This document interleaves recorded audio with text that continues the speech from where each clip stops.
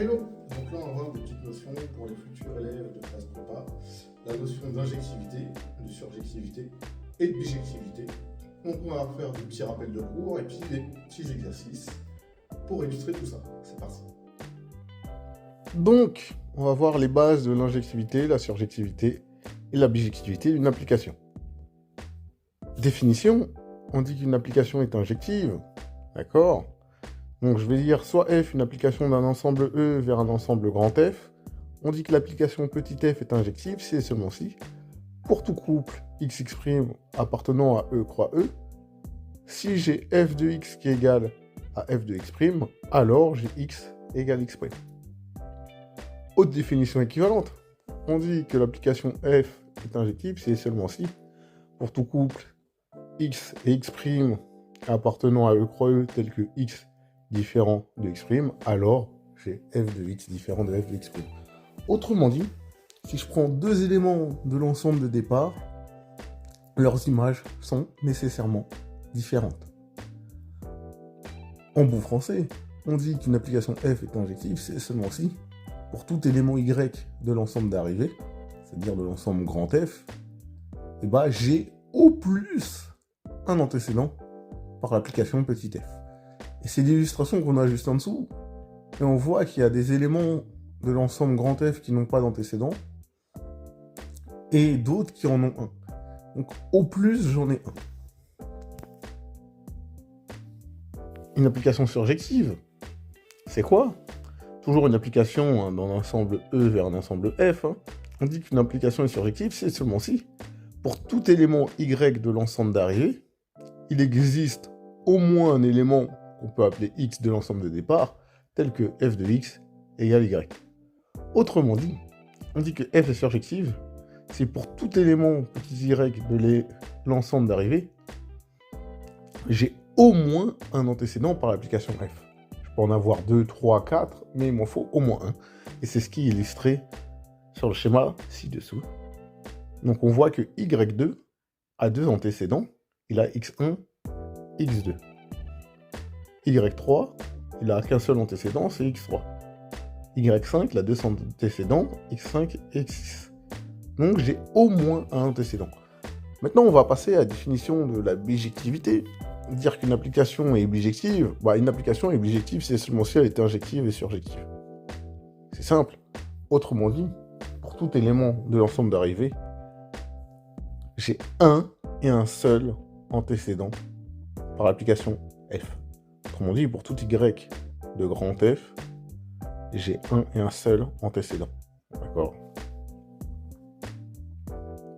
On va faire des petits exercices d'application. Donc, dire ces applications suivantes sont injectives. La première application, donc c'est une application de l'ensemble des entiers vers l'ensemble des entiers, qui à n associe le réel n plus 1. Autrement dit, f de n égale n plus 1.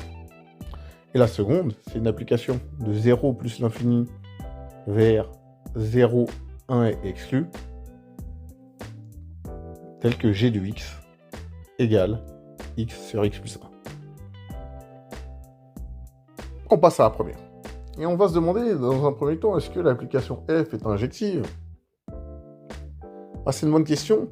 Moi, je vais faire...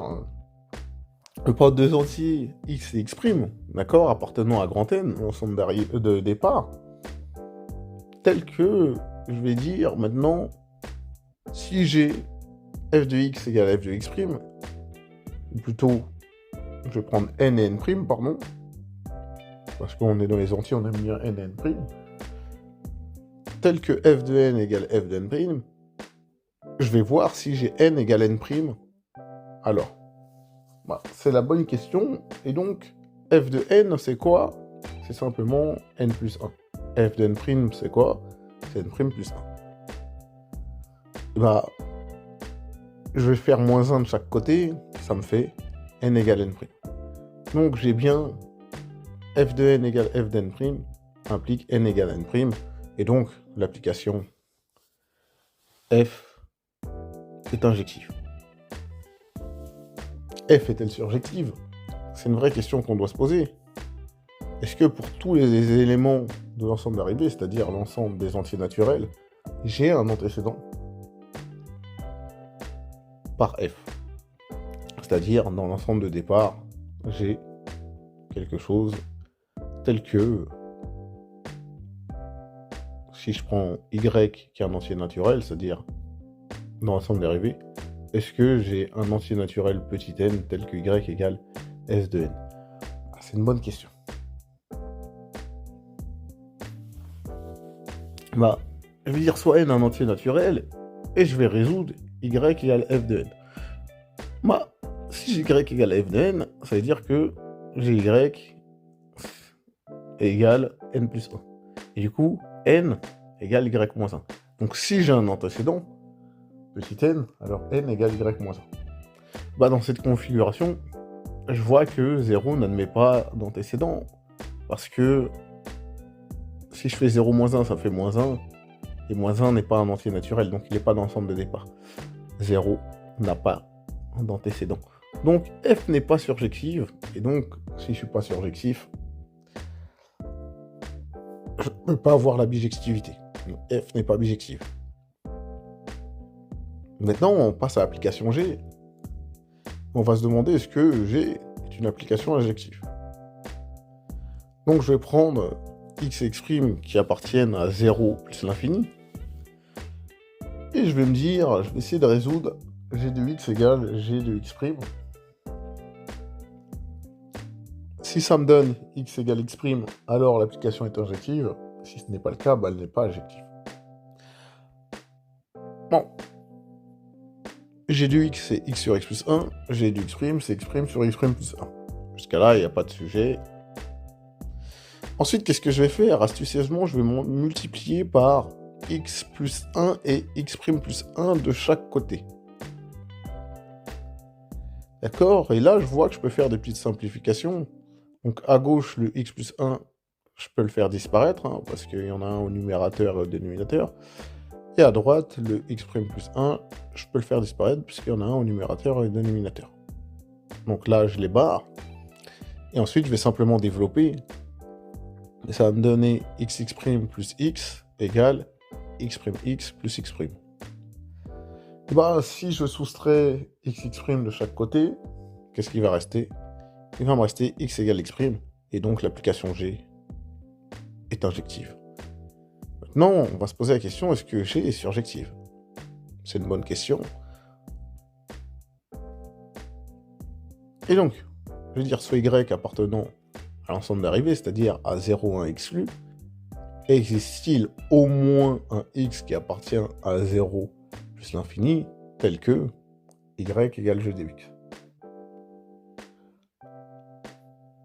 On va essayer de résoudre y égale g de x, et donc, ça va me donner y égale x sur x plus 1. Si je multiplie par x plus 1 de chaque côté, ça va me faire y facteur de x plus 1 égale x. Ensuite, je développe, donc j'ai y x plus y égale x. Quand je bascule le yx de l'autre côté, ça me fait y égale x moins yx. Si je factorise par x à droite, ça me fait y égale x facteur de 1 moins y. Et donc, que x égale y sur 1 moins y. D'accord? Donc si j'ai un antécédent, il est de la forme y égale x égale y sur 1 moins y. Bah moi, il faut que je vérifie que ce y sur 1 moins y appartient bien à l'ensemble de départ, c'est-à-dire à 0 plus l'infini. Donc, que c'est un nombre positif. Un nombre réel positif. Bah, y étant dans 0, 1, c'est un nombre positif au sens large. Mais y étant entre 0 et 1, strictement plus petit que 1, 1 moins y est strictement positif, le quotient de nombres positifs est un nombre strictement positif, donc y sur 1 moins y appartient bien à 0 plus l'infini. Ça signifie que pour tout y, évidemment, le nombre y sur 1 moins y, il appartient bien à 0, inclus plus l'infini, et donc on a un antécédent qui est de cette forme. Et c'est l'unique antécédent, donc évidemment. Et je viens de montrer aussi potentiellement que j'ai une bijection.